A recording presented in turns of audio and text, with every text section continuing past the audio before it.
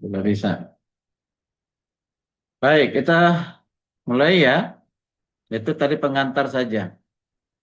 Jadi keselamatan itu tidak jangan dipahami keselamatan itu dari sisi manusia saja atau terutama dari sisi keadaan manusia.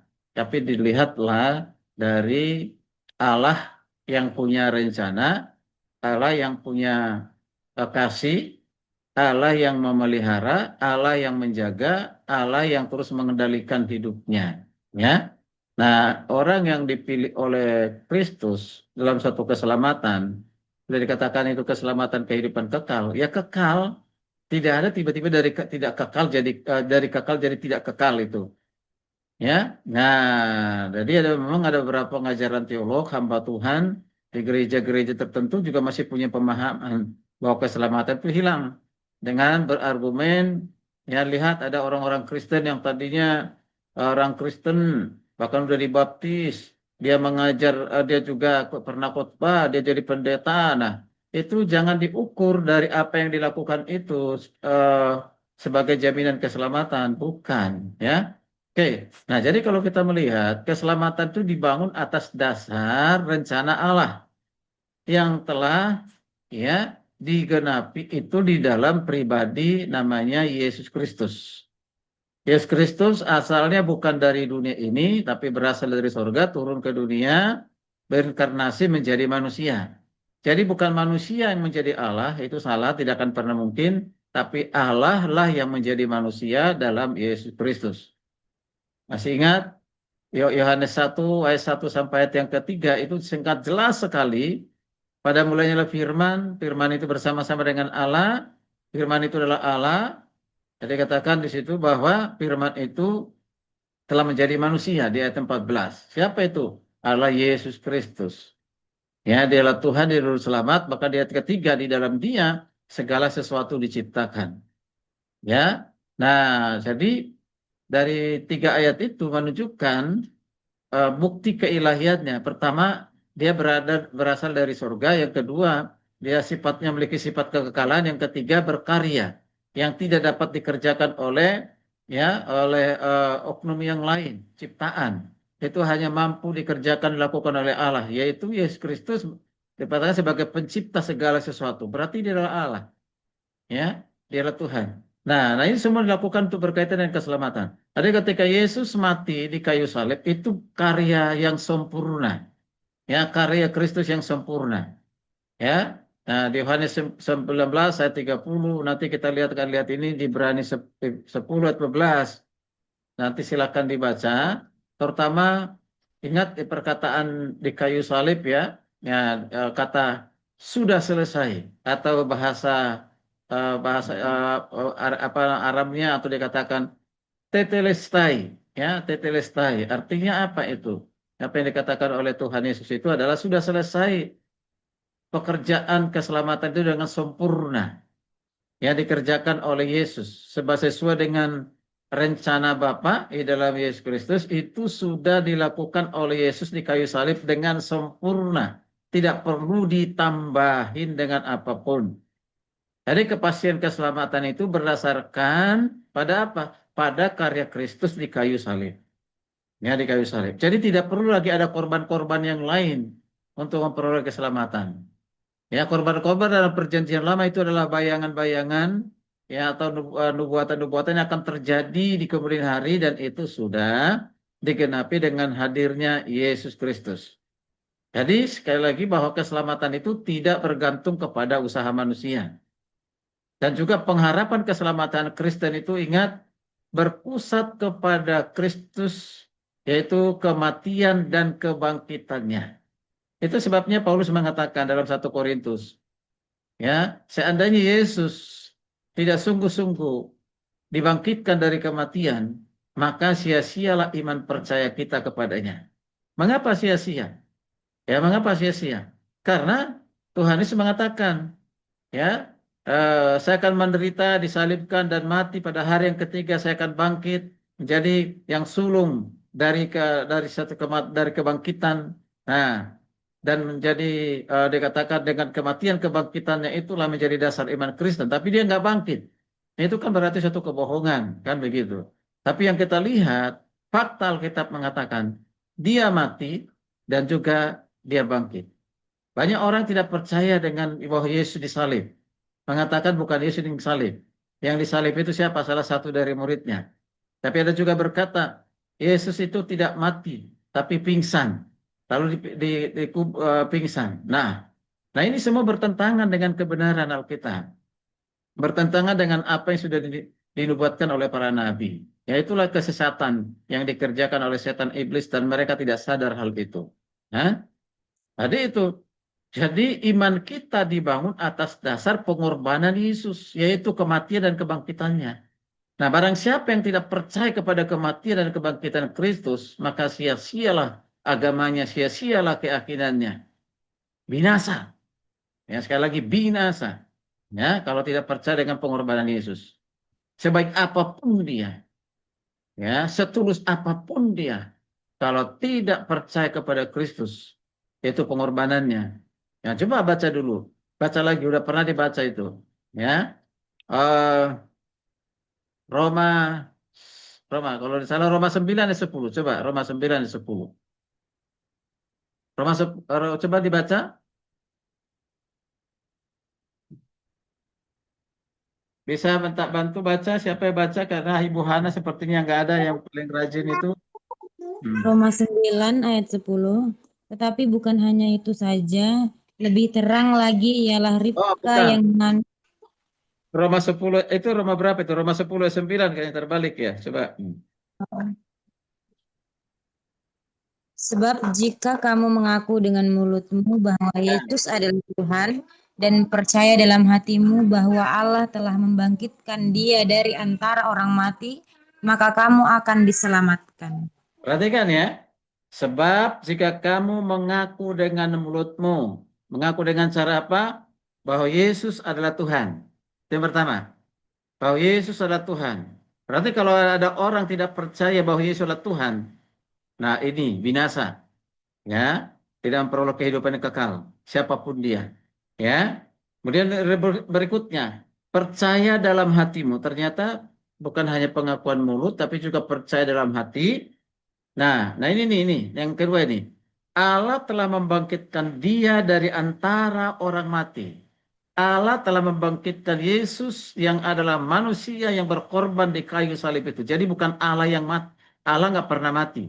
Ini seringkali ayat ini digunakan untuk menyerang kekristenan. Bahkan dalam kekristenan sendiri masih ada kebingungan.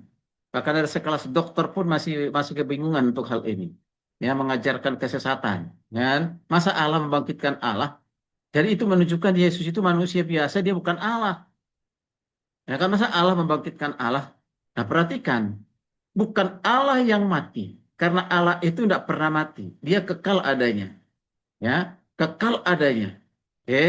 Nah, yang dibangkitkan oleh Allah itu adalah kemanusiaan, yaitu tubuhnya Yesus yang telah mati di kayu salib itu. Itulah yang dibangkitkan.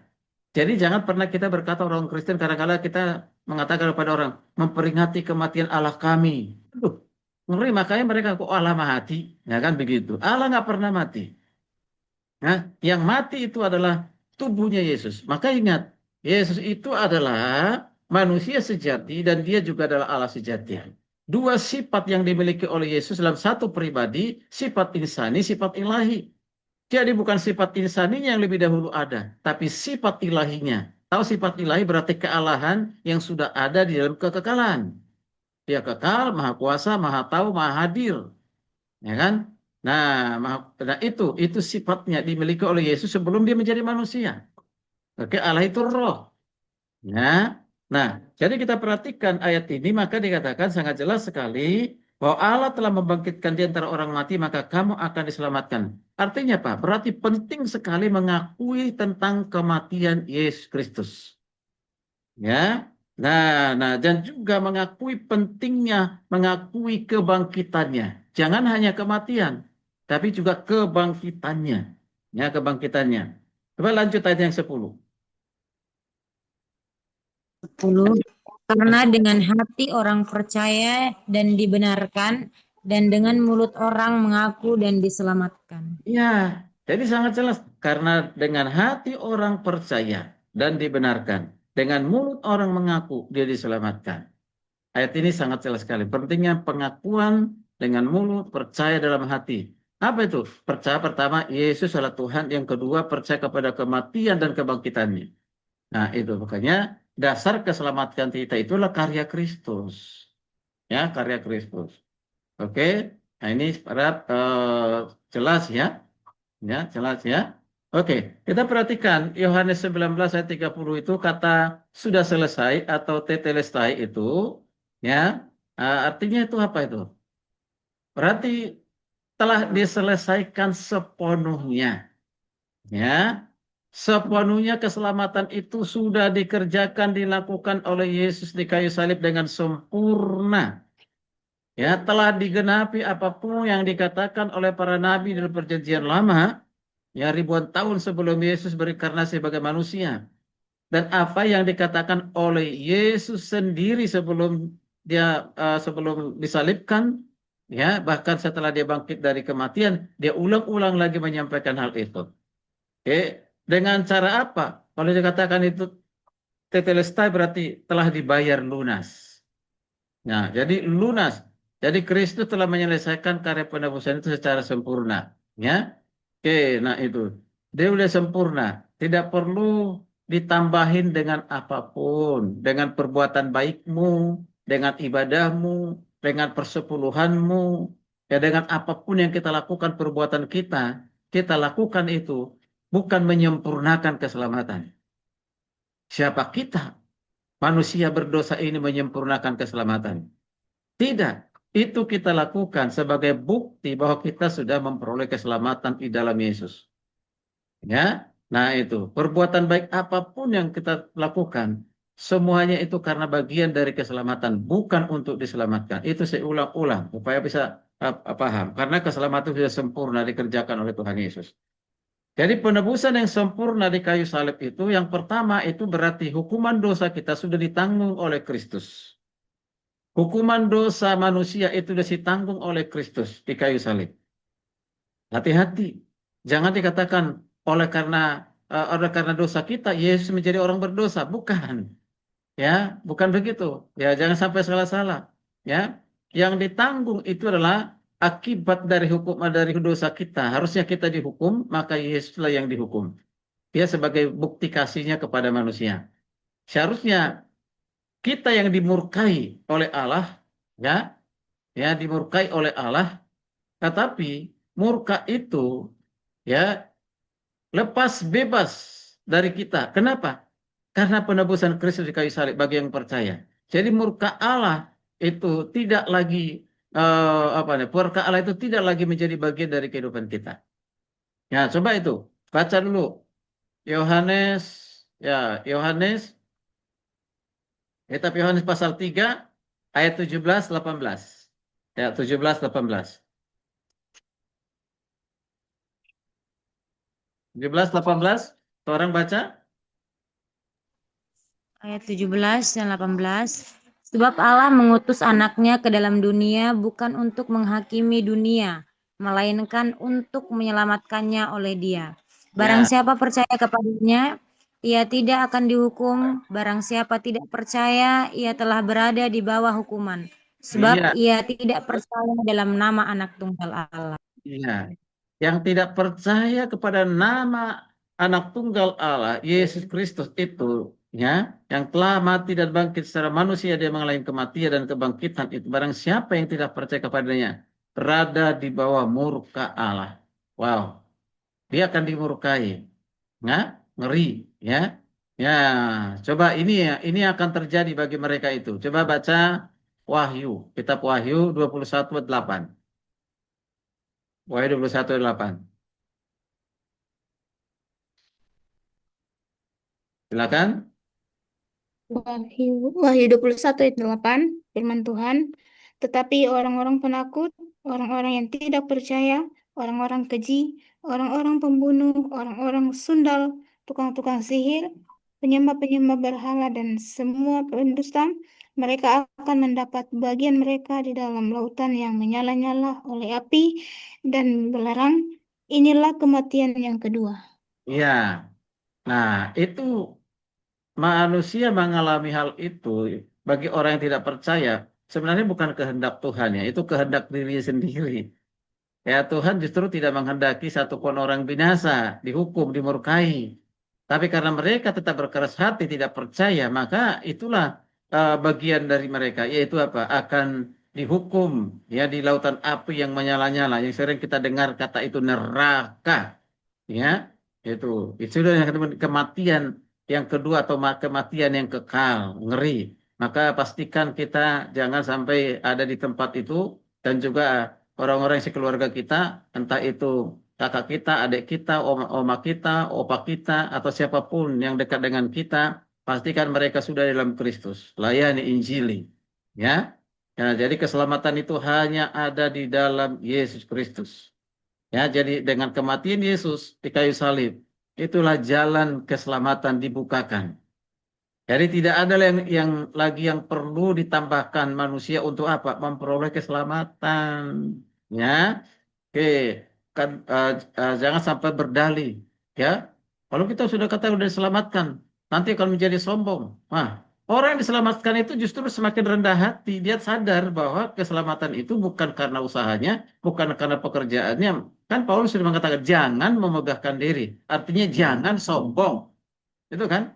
Nah, itu. Jadi jauh dari orang kesombongan itu kalau orang sudah sungguh-sungguh di dalam Kristus dia diselamatkan kan gitu. Semakin rendah hati justru, ya. Oke. Lalu kita perhatikan lagi karya Yesus di kayu salib itu berarti bukan hanya sebagai untuk menjadi penebus bagi kita, tapi juga dikatakan Kristus sebagai pengganti. Tadi yang seharusnya kita yang dihukum, dimurkai, tetapi Yesus dengan rela hati, bukan memaksakan diri, bukan karena dibunuh, bukan karena dipaksa orang. Nah, dengan kerelaan hatinya, ya sesuai dengan maksud Bapa, rencana Bapa, misi Bapa atas dirinya. Nah, dia lakukan di kayu salib. Bukan untuk dirinya sendiri, bukan. Untuk siapa? Bukan untuk hanya memuaskan hati Bapa yang mengutusnya, bukan. Tapi untuk siapa? Untuk manusia. Ya, maka di 2 Korintus 5 ayat 21 dikatakan, dia yang tidak mengenal dosa. Nah, Yesus itu tidak bukan hanya tidak mengenal dosa dan tidak akan pernah jatuh dalam dosa dan tidak berpotensi berbuat dosa. Kata ada orang yang mengajarkan itu, Yesus sebagai manusia berpotensi jatuh dalam dosa. No, no, no, no. Kalau Yesus berpotensi berjatuh dosa tidak layak menjadi juru selamat. Ya, tahu nggak syarat juru selamat itu apa? Ya, kalau tahu kita tahu syarat juru selamat itu syaratnya apa, maka kita tidak akan pertemukan itu di manusia siapapun. Ya, tidak akan pernah. Itu apa? Yang pertama dia harus Allah. Ya, yang kedua dia harus manusia. Tapi ingat manusia yang bagaimana? Manusia yang tanpa dosa. Tuh, di sini yang paling sulit tuh. Manusia yang tanpa dosa. Lalu kita cari di seluruh dunia ini dari ujung ke ujung, ada nggak manusia yang tidak berdosa? Tidak ada, ya kan? Nggak ada. Berarti hanya satu yang memenuhi syarat untuk menjadi juru selamat, untuk menggantikan manusia berdosa. Siapa dia? Yesus Kristus. Itu. Nah, jadi Yesus Kristus yang tidak mengenal dosa, bahkan tidak berdosa, dibuatnya telah menjadi dosa karena kita. Ini hati-hati dengan ayat ini. Bukan berarti dia menjadi orang berdosa, tidak. Menggantikan ya kita yang berdosa itu di kayu salib. Ya, ya. Jadi jangan juga dikatakan seolah-olah dia menjadi berdosa, enggak menanggung dosa kita. Manusia ini. Jadi Kristus mati menggantikan manusia berdosa. Ia menanggung hukuman dosa manusia. Tadi udah jelas dibaca di Yohanes 3, 17-18. Nah, coba dilihat lagi di kitab Efesus. Kita baca di kitab Efesus ya, Efesus pasal yang kedua. Pasal yang kedua, ya,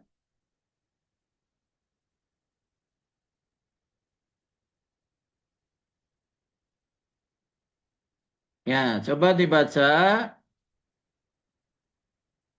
mulai dari baca ayat yang pertama dulu. Ayo baca supaya kita tahu jalurnya, ya alurnya. Yuk, satu orang baca. Efesus Efesus. pasal Ya, oke, pasal 2 ayat 1. Yuk. Kamu dahulu. 1. Kamu dahulu sudah mati karena pelanggaran-pelanggaran dan dosa-dosamu. Ya, terus. Kedua, kamu hidup di dalamnya karena kamu mengikuti jalan dunia ini. Kamu Ya, menaati penguasa kerajaan angkasa, yaitu roh sekarang sedang bekerja di antara orang-orang yang tidak taat. oke, terus. Orang-orang. Sebenarnya Oke, terus. Hmm. sebenarnya dahulu kita semua juga termasuk di antara mereka ketika kita hidup di dalam hawa nafsu daging dan menurut kehendak daging dan pikiran kita. Pada dasarnya kita adalah orang-orang yang harus dimurkai, sama seperti mereka yang lain. Nah, sampai di situ. Tetapi Sampai di situ, perhatikan. Nah, sampai di situ dulu. Ayat 1 sampai 3 ini di Efesus itu, inilah kondisi manusia sebelum percaya kepada Kristus. Sebelum memperoleh kasih karunia keselamatan dari Yesus. Ini keberadaannya. Apa itu keberadaannya? Mati dalam pelanggaran-pelanggaran akan dosa. Itu pertama. Ya, mengikuti jalan dunia. Mentaati penguasa itu roh jahat. Ya kan? Nah, kemudian dikatakan lagi, nah, hidup di dalam hawa nafsu, menuruti keinginan daging. Bahkan yang terakhir dikatakan, orang-orang yang harus dimurkai. Itu keberadaannya. Mengerikan kan? Nah, makanya orang yang di luar Kristus itu keberadaannya sangat, sangat, sangat, sangat, sangat mengerikan.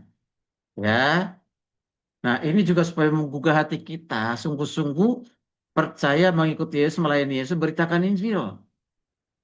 Ya, nah, mengerikan, sangat mengerikan. Lalu baru kita baca lanjut ayat 4. Nah, ini yang diterima setelah orang di dalam Kristus. Yuk. Tetapi Allah yang kaya dengan rahmat oleh karena kasih-Nya yang besar yang dilimpahkannya kepada kita telah menghidupkan kita bersama-sama dengan Kristus sekalipun kita telah mati oleh pelanggaran-pelanggaran kita, oleh anugerahnya kamu diselamatkan. Sampai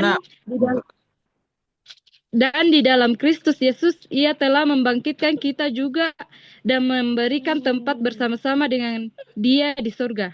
Ayat 7. Supaya pada masa yang akan datang, Ia menunjukkan kepada kita kekayaan anugerahnya yang melimpah-limpah sesuai dengan kebaikannya terhadap kita dalam Kristus Yesus. Ya, perhatikan. Ayat yang ke-4 sampai ayat yang ke-7 bahkan sampai ke-10, inilah perubahan drastis yang diterima oleh orang yang sudah percaya kepada Kristus. Artinya sudah bukan lagi di luar Kristus, tetapi di dalam Kristus. Perhatikan ya. Tetapi Allah yang kaya dengan rahmatnya dan kasihnya, ini rahmat dan kasih Tuhan yang besar, dilimpahkannya kepada siapa tadi? Yang tadi itu, yang mati dalam pelanggaran, ikutin hawa nafsu, dimurkai, ya kan itu kan? Nah, ya. Nah, yang tadinya mati, maka dikatakan ayat yang kelima, menghidupkan bersama-sama dengan Kristus. Ya, jadi tadinya mati dimurkai karena pelanggarannya, sekarang memperoleh kehidupan di mana? Di dalam Yesus Kristus. Ya, diperoleh diterima dari Yesus di dalam Yesus Kristus, ya. Nah, lalu dikatakan ayat yang ke-6, di dalam Yesus Kristus telah membangkitkan kita juga dan memberikan tempat bersama-sama dengan yang di surga. Wow, luar biasa.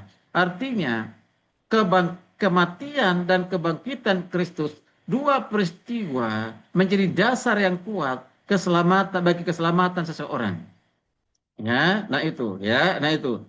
Nah, kalau tanpa itu, maka tidak mungkin menjadi bagian atau penghuni surga. Ya, sangat jelas sekali, ya.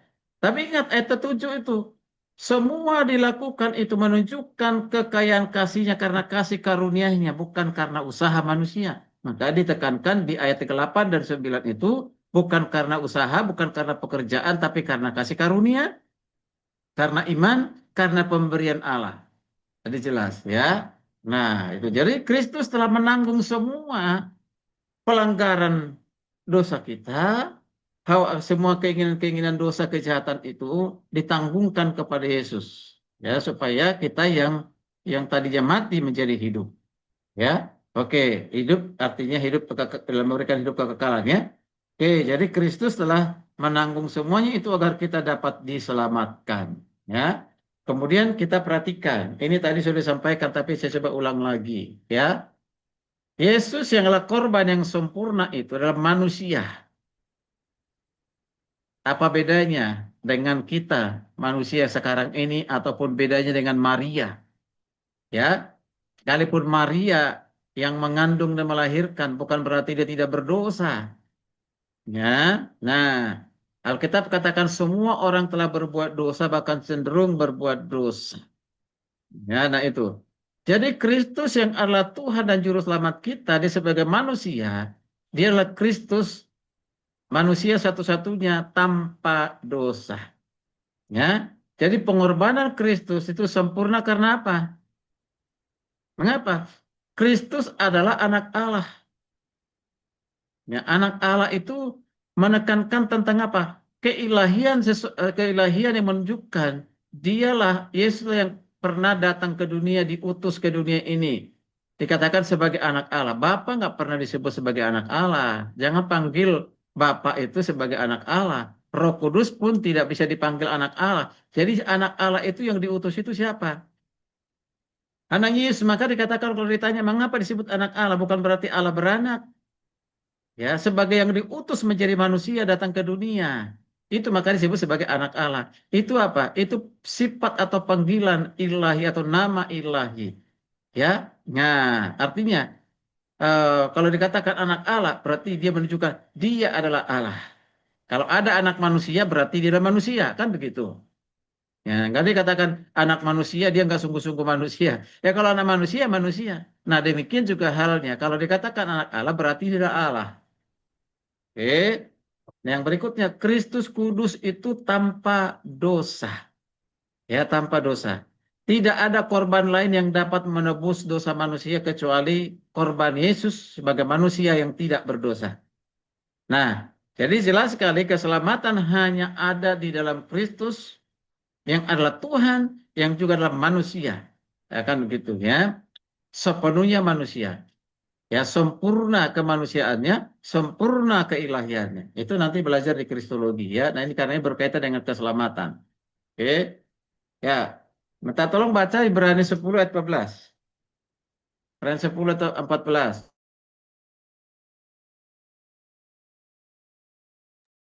Silakan.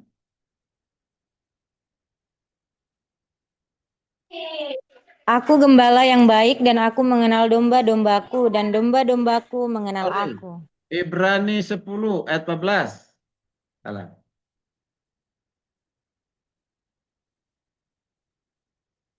Ibrani 10 ayat 14. Sebab oleh satu korban saja ia telah menyempurnakan untuk selama-lamanya mereka yang ia kuduskan. Ayat itu sudah sangat jelas sekali ya. Sudah sangat-sangat jelas sekali mengatakan apa? Oleh karena satu korban saja. Bukan dua, bukan tiga. Ya, bukan berulang-ulang. Korban itu satu saja. Siapa itu? Yesus Kristus. Menyempurnakan keselamatan itu bukan hanya hari ini. Untuk hanya esok, tapi untuk selama-lamanya. Bagi mereka yang sudah dikuduskannya. Siapa maksudnya yang kuduskannya itu? Yang sudah dipilihnya. Yang sudah menjadi domba-dombanya, menjadi umatnya, jemaatnya. Itulah orang-orang yang dikuduskan. Ya, jadi pengorbanan Kristus tidak perlu diulang. Pengorbanannya itu sudah cukup untuk selama-lamanya. Karena ada juga di lingkungan gereja, kalau di lingkungan orang non-Kristen mengatakan itu wajar-wajar saja. Tapi kalau di lingkungan gereja masih ada mengatakan pengorbanan Yesus belum cukup di kayu salib untuk menyelamatkan manusia. Nah ini sudah pekerjaan setan itu untuk mengaburkan tentang rencana keselamatan dan keselamatan yang dilakukan oleh Yesus. Kalaupun dia pendeta tidak peduli, ya kan? Nah, ya makanya nanti kemungkinan di neraka itu banyak juga pendeta di situ, ya di neraka itu bukan menghakimi. Kenapa? Selama di dunia sudah menyesatkan jemaat, menolak Allah Tritunggal, ya kan? Hanya karena kata-kata pendetanya, ketua majelisnya. Nah, nah, tidak ada Bapa, tidak ada Roh Kudus, yang ada hanya Yesus sendiri. Bapa itulah Yesus, Roh Kudus itulah Yesus. Nah, ini ajaran siapa yang seperti itu? Turun temurun, diterima pula kan begitu. Ya, nah itu ya. Nah, padahal fakta Alkitab sangat jelas perbedaan antara Bapa, Anak, dan Roh Kudus dalam 3 pribadi yang berbeda, satu di dalam kealahan. Ya, gitu ya. Nah, jadi yang berikutnya, pengorbanan Yesus yang selama-lamanya itu dikatakan korban satu saja yang menyempurnakan itu udah bersifat final, telah menyelesaikan tuntutan hukum dosa secara penuh. Ya. Dan kapan saja itu berlaku? Selama-lamanya. Ya. Jadi nilai pengorbanan Kristus berlaku bagi semua orang yang percaya kepadanya, ya, dan itu bersifat kekal. Tidak pernah bisa diganggu gugat, tidak pernah bisa digagalkan oleh siapapun. Ya. Jadi keselamatan diberikan oleh Kristus. Pertama, aman. Kenapa aman? Dia yang milih kok. Dia yang menjaga, dia beri kekuatan. Yang kedua, pasti tidak lagi ada mudah-mudahan. Kan? Sekiranya, insya Allah. Tidak ada lagi tuh. Nah, pasti. Ya dan amin. Itu yang ada. Ya, kemudian kekal selamanya. Wow, dahsyat. Maka bersyukurlah. Ya, kita sangat bersyukur kalau kita sudah ada dalam Kristus itu. Sangat bersyukur. Ya, sangat bersyukur. Kenapa? Mengerikan sekali kalau kita tidak dalam Kristus tadi, sudah sangat jelas itu. Nah, berikutnya, korban yang sempurna Yesus Kristus sekali untuk selamanya itu juga jalan untuk kita diperdamaikan dengan Allah. Tadinya kita ini seterunya, ya, musuhnya. Sebenarnya bukan Allah yang memusuhi kita, tapi kita yang memusuhi Allah. Ya, Allah itu tidak pernah memusuhi siapapun. Dia mengasihi. Tapi bagaimana manusia itu supaya berdamai dengan Allah? Bukan cara manusia, bukan cara malaikat, bukan cara gereja, bukan caranya pendeta, tapi caranya siapa? Caranya Tuhan. Dengan cara apa itu? Yaitu Yesus Kristus, kematian di kayu salib untuk mendamaikan kita dengan Allah. Jadi melalui karya Kristus di kayu salib, orang percaya diberdamaikan dengan Allah, dibenarkan di hadapan Allah. Bahkan Kristus telah memenuhi tuntutan keadilan Allah atas dosa kita. Iya. Jadi di situ bertemu dua keadilan. Pertama kasih dan keadilan. Ya. Oleh satu korban saja telah menyempurnakan untuk selama-lamanya mereka yang dikuduskannya. Tadi Ibrani 10 yang sudah dibaca itu. Wow. Dasar ya. Sangat bersyukurlah menjadi orang Kristen, apalagi ditambah plusnya menjadi hamba Tuhan. Oh, mantap. Jadi keselamatan di dalam Kristus itu adalah keselamatan yang pasti. Tanamkan itu di pikiran kita, di hati kita, di roh kita, dalam hidup kita. Ya, kepastian keselamatan itu berkaitan dengan kesempurnaan karya Kristus, bukan kesempurnaan kita. Kita tidak akan pernah sempurna sekalipun kita berdoa, ku mau sepertimu Yesus, disempurnakan selalu. Iya, itu. Di dalam hal apa? Karakternya. Tapi kalau menjadi Allah tidak mungkin. Ya, dan selama hidup di dunia ini kita mungkin tidak satupun yang bisa hidup sempurna. Tapi nanti setelah kita tinggalkan dunia ini bersama-sama dengan Kristus yang berjuang melawan dosa, hawa nafsu, keinginan dunia, keinginan daging, dia menang. Nah, di sanalah kata nanti ketika saya bertemu dengan Kristus disempurnakan. Ya, nah jadi jika karya Kristus belum sempurna, manusia harus menambahkan usaha sendiri itu. Nah, karena sudah sempurna, tidak usah ditambah dengan apapun. Ya, di dunia ini terlalu banyak menyogok Tuhan. Ya, Senin sampai Jumat melakukan dosa apapun, tuh kolusi, nepotisme, kejahatan, tipu sana, tipu sini. Ya kan? Nanti setelah hari Minggu datang ke gereja, mengakui dosa, dikasih persembahan, nyogok Tuhan. Tuhan, aku udah kasih persembahan puluhan juta, bahkan gereja ini saya bangun, ampunilah dosaku. Ya kan? Nah. Ya, jadi seolah-olah uang pemberiannya itu. Ya, kalau kita lihat sekarang ini ada orang-orang tertentu, ya, kalau dia memberikan persembahan besar tidak ditaruh di warta jemaat itu bisa dimarah itu administrasi gereja, ya kan ditegur. Nah, kenapa nggak ditaruh persembahan saya dituliskan di situ? Nah, nah itu kan. Nah, ini memberi kepada siapa? Kepada manusia berarti bukan kepada Allah. Nah, kan? Boleh saja untuk menjadi laporan, tapi tidak harus dituntut dengan cara demikian, harus dipajang besar-besar, ya. Oke. Nah, perhatikan, maksudnya Alkitab sangat tegas ya, mengatakan apa? Kristus telah menyelesaikan keselamatan itu dengan sepenuhnya, sepenuhnya. Ya, tidak ada kurang. Jadi keselamatan kita tidak bergantung kepada kekuatan manusia, kekuatan kita, tetapi kepada karya Kristus yang sempurna dan final di kayu salib. Ya, oke. Berarti memandang kepada salib, keselamatan tidak bergantung berarti menunjukkan keselamatan bukan bergantung kepada apa? Perasaan. Rasa-rasanya sudah diselamatkan. Mengapa dia berkata begitu? Ya, karena segala sesuatu yang diinginkan didapatkan. Dapat kesembuhan, berkat, ya, suaminya masih baik-baik saja, kan begitu ya. Nah, berjalan semuanya apa yang diinginkan, berlancar, maka kita katakan rasa-rasanya sudah diselamatkan. Tapi bagaimana ketika diizinkan penderitaan dan diizinkan kesulitan, ada masalah dalam kehidupan kita, apakah tetap mengatakan rasa-rasanya diselamatkan? Belum tentu. Kemana ya katanya diselamatkan, tapi persoalan seperti katanya sebagai anak Allah diberikan kemenangan yang ada seperti ini. Itu. Jadi harus jelas ya. Ya, bukan karena perasaan, bukan karena kekuatan manusia, bukan karena stabilan iman manusia, karena iman kita stabil, oh kita diselamatkan. Bukan.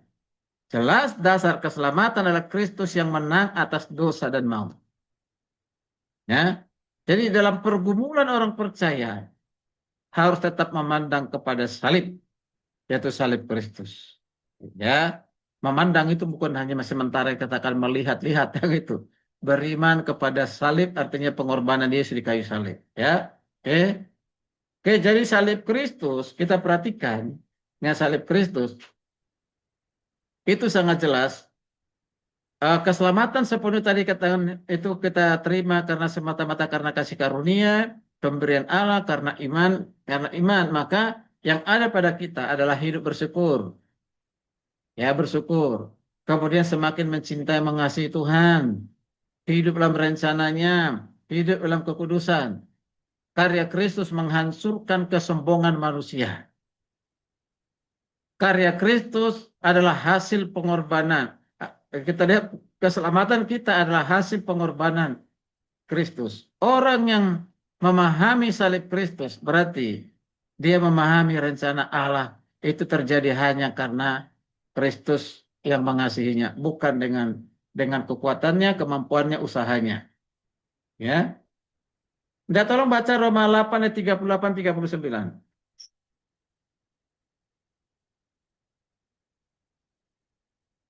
Roma 8 ayat 39 8 39.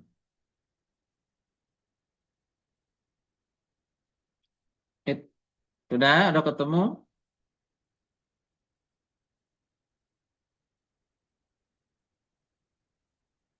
Silakan. Gantian.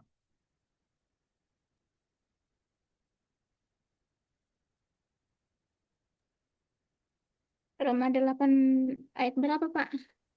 Ayat yang ke-38 sampai 39. Firman Tuhan, sebab aku yakin bahwa baik maut maupun hidup, baik malaikat-malaikat maupun pemerintah-pemerintah, baik yang ada sekarang maupun yang akan datang, atau kuasa-kuasa yang baik di atas maupun yang di bawah, ataupun sesuatu makhluk lain, tidak akan dapat memisahkan kita dari kasih Allah yang ada dalam Kristus Yesus Tuhan kita. Ya, pahami dua ayat ini dengan baik-baik. Kalau disederhanakan ayat ini, ya apa? Ini penekanannya apa? Penekanannya pertama kepastian keselamatan itu berdasarkan kasih Allah. Ya, Nah, kasih Allah. Itu yang pertama, ya. Dan yang kedua, keselamatan orang percaya itu aman dalam kasih Kristus. Mengapa? Karena Allah itu setia. Allah itu tidak berubah. Ya, tidak dapat dipisahkan. Perhatikan, aku yakin bahwa malaikat baik maut maupun hidup, baik malaikat, pemerintah-pemerintah, baik yang ada sekarang maupun yang akan datang, atau kuasa-kuasa baik di atas maupun di bawah, ataupun sesuatu makhluk lain. Nah, di sini nih, perhatikan. Tidak akan dapat memisahkan kita dari kasih Allah. Jadi, pada saat kita diselamatkan itu karena kasih Allah. Ya. Nah, yang ada di dalam Kristus Tuhan kita. Artinya keselamatan itu hanya ada di dalam Yesus Kristus. Ya, Allah itu setia, Allah itu tidak pernah berubah, dan dikatakan bukti kasih Allah itu tidak memisahkan kita dari kasihnya. Wow, mantap, ya kan? Nah, ini pernyataan siapa ini? Ini pernyataan Rasul Paulus yang sudah dipilih oleh Tuhan. Dimulai dari kata supaya aku, sebab aku yakin. Dia katakan apa? Aku yakin. Kata kuncinya adalah aku yakin. Sebab aku yakin. Mengapa dia yakin? Apa yang membuat Rasul Paulus itu begitu yakin akan keselamatannya? Jadi Paulus memiliki keyakinan penuh akan keselamatan dalam Kristus. Mengapa?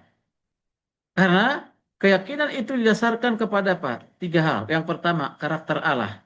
Karakter yang mana? Karakter yang penuh kasih, karakter yang setia. Yang kedua, karena janji Allah. Allah yang berjanji, maka Allah tidak pernah tidak menepati janjinya. Yang kedua, karena kebenaran Injil. Coba baca Roma 1 ayat yang ke-16. Yuk. Roma 1 ayat 16. Ini keyakinan Paulus ini hebat, dahsyat. Menjadi keyakinan kita. Roma 1 ayat 16. Sebab aku mempunyai keyakinan yang kokoh dalam Injil, karena Injil adalah kekuatan Allah yang menyelamatkan setiap orang yang percaya. Pertama-tama orang Yahudi, tetapi juga orang Yunani. Ya, itu keyakinan, itu proklamasi, pernyataan Paulus tentang keyakinan keselamatan akan Injil. Ya, Injil itu berarti apa? Yesus Kristus, karyanya, kematian dan kebangkitannya. Nah itu. Kemudian ada kata dikatakan tidak terpisahkan dari kasih Allah. Berarti tidak bisa dipisahkan oleh maut, oleh hidup, kuasa rohani apapun yang di dunia ini, masa kini, masa yang akan datang, masa depan. Tidak ada. Namun tidak satu pun yang dapat memisahkan orang percaya dari kasih Allah. Dahsyat, luar biasa itu. Ya. Nah, kalau perhatikan, Kristus telah mati untuk kita, Roma 5 ayat 8. Coba baca Roma 5 ayat 8. Roma 5 ayat 8 baca. Akan tetapi Allah menunjukkan kasih-Nya kepada kita oleh karena Kristus telah mati untuk kita ketika kita masih berdosa. Ya, perhatikan ayat itu. Kristus telah mati untuk siapa? Bukan untuk malaikat, bukan untuk setan, tapi adalah untuk kita. Ini bicara tentang siapa? Manusia. Manusia bagaimana? Manusia yang percaya kepada kematian dan kebangkitan Kristus, percaya bahwa Yesus adalah Tuhan yang juru selamat. Kapan itu dilakukan itu? Bukan ketika kita benar. Bukan karena ketika kita hidup suci, kudus. Bukan ketika kita berbuat baik. Bukan ketika kita tidak memberontak. Tidak. Tapi ketika kita berdosa. Ya. Nah itu. Ya. Luar biasa. Maka kematian Kristus itu, di kayu salib itu adalah dasar kasihnya. Pengorbanan di kayu salib itu dasar kasihnya. Kebangkitannya mengalahkan maut, mengalahkan kematian, dasar kasihnya kepada kita. Jadi salib itu menjadi bukti terbesar kasih Allah kepada manusia. Itu. Ya, itu sangat sangat jelas, ya. Nah, jadi sampai kapan Tuhan mengasihi kita? Apakah suatu saat nanti dia berubah di tengah jalan, tidak mengasihi kita, meninggalkan kita? Nah, itu bukan Allah itu, oleh yang begitu. Ya, itu manusia. Ya, kalau manusia kan cenderung begitu. Suamimu terbatas untuk mengasihi istri dan anak-anak. Sebaliknya, istri terbatas mengasihi suami dan anak-anak, terbatas untuk mengasihi orang lain. Tapi kasih Tuhan tidak ada batasnya. Mengapa? Karena sifat kasih yang dimiliki oleh Tuhan Yesus itu adalah sifat yang tetap, tidak akan pernah berubah. Ya, tidak akan pernah berubah oleh karena kejahatan kita. Ya, Dia tetap mengasihi dan menginginkan menghendaki supaya kita meninggalkan kejahatan. Tapi kalau tidak percaya, maka tadi sudah jelas bukti keadilan Tuhan tetap dihukum. Jadi Allah mengasihi umatnya dengan kasih yang kekal, kasih yang tetap, kasih yang tidak pernah berubah. Bukan kasih yang sementara yang seperti dimiliki oleh manusia. Bukan kasih yang berubah seperti yang dimiliki oleh manusia. Manusia itu mengasihi bisa berubah. Tergantung menguntungkan atau tidak, aku tetap mengasihimu. Nah, tidak tergantung kepada keadaan manusia mengasihi kita. Enggak. Walaupun manusia dalam keadaan lemah, jatuh dalam perbuatan dosa, Allah tetap setia ya mengasihinya. Ya, maka Tuhan mengingatkannya melalui Roh Kudus supaya dia bangkit dari kejatuhan itu. Jadi keselamatan tidak bergantung kepada kekuatan manusia, tapi tergantung kepada siapa? Tergantung kepada kasih Allah. Itu yang pertama, tergantung kepada pemeliharaan Allah dan tergantung kepada kesetiaan Allah. Allah terus memegang umatnya, ya. Walaupun kita nyanyikan satu lagu, dia katakan apa? Peganglah tanganku Roh Kudus. Lagu itu bagus sekali sebenarnya, ya. Nah, itu bukan berarti lagu itu ketergantungan kita karena kita pemegang Roh Kudus. Pegang itu artinya bukan karena punya tangan ya, artinya dibimbing. Bimbinglah aku Roh Kudus. Ya. Nah, berikutnya kasih Allah yang memelihara. Pemeliharaan Allah itu sangat-sangat sempurna. Kasih Allah itu bersifat aktif memelihara. Kalau kita ini kan mengasihi orang karena disuruh-suruh, karena diperintah, karena kita lihat menguntungkan itu kan, baru berinisiatif. Ya, tapi Tuhan tidak seperti itu. Ya, ketika mengasihi itu ya lahir dari inisiatifnya Tuhan. Ya, dengan cara apa?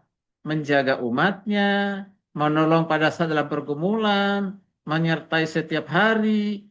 Jadi orang percaya itu benar-benar aman, nyaman, dan pasti di pemeliharaan Allah dalam segala situasi kondisi apapun. Ya, oke, jangan juga kita bilang orang sudah sungguh-sungguh percaya kepada Kristus, dia diperhadapkan dengan eksekusi mati, lalu dia tetap mati, ya dieksekusi. Di mana pembelaan Tuhan? Nah itu kan. Nah, di mana pembelaan Tuhan? Dia kan udah bilang sekali Yesus tetap Yesus, akhirnya dor. Nah, kenapa Tuhan tidak mampu memelihara menjaganya di situ? Seolah-olah seperti itu. Bukan. Berarti Tuhan sudah tahu bahwa di saat itulah dia hidupnya terakhir karena dia di situ terakhir dan Tuhan tahu setelah kematiannya orang yang mati syahid, mati martir, bukan dengan jangan syahid, tidak ada istilah itu. Mati martir karena Injil di tempat itulah menjadi tempat di mana Injil akan tersebar. Nyawa satu hilang karena dibunuh karena imannya kepada Kristus dia dibunuh dan banyakkan peristiwa seperti itu di tempat itu penyebaran Injil semakin dahsyat. Kan? Nah itu. Ya, nah itu. Jadi Tuhan tidak pernah meninggalkan. Coba baca dulu Ibrani 13 ayat 5b. Silakan baca Ibrani 13 ayat 5b. Apa kata Tuhan?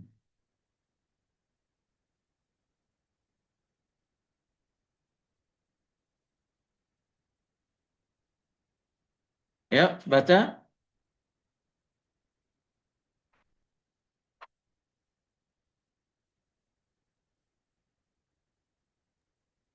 Bisa? Ibrani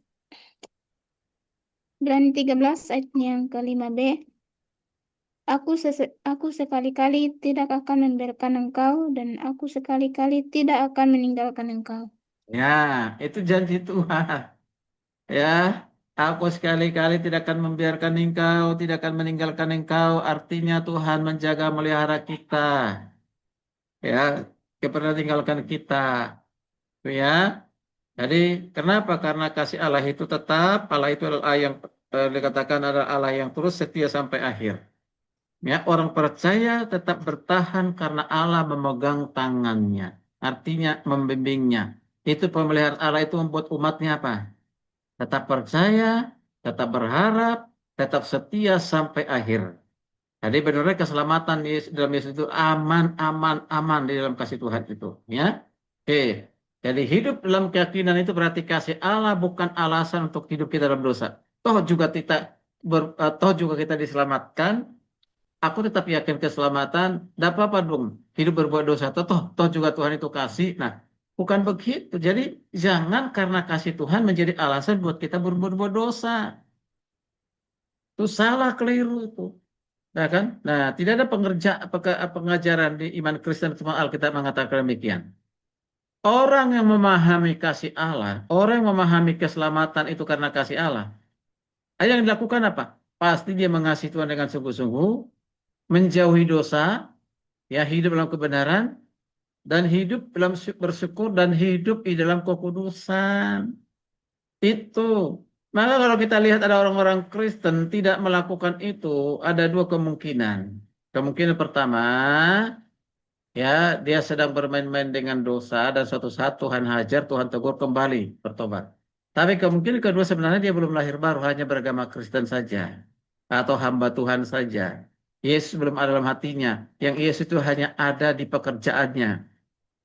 Yesus itu hanya ada di pikirannya. Yesus itu hanya ada di profesinya, bukan di hati dan rohnya.